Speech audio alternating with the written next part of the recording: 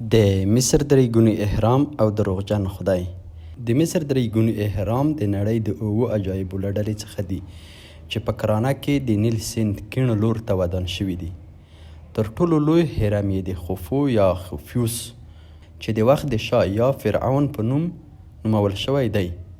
دا اهرام چې 146 متره لوړوالی، 46,000 متره مربع قاعده او د 2.5 میلیونو په شاوخوا کې د ډبرو تختې پکې کارول شوي دي. د ځینو ډبرو وزن یې 150 ټنو ته رسیږي.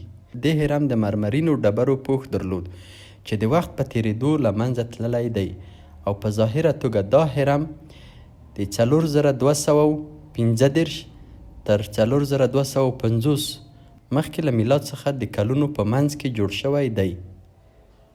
د دغه هرم د جوړولو تر ټولو لویه قوه دا وه چې ملت او کارګرانو ته ویل کېدل که چیرته دا هرم جوړ نه شو او فرعون مړ شو نو لمر به د تل لپاره ډوب او نړۍ به پای ته ورسیږي. دویم هرم د خوفره یا کفرن په نوم سره یادیږي او د لوی معنا لري او 116 متره لوړوالی لري.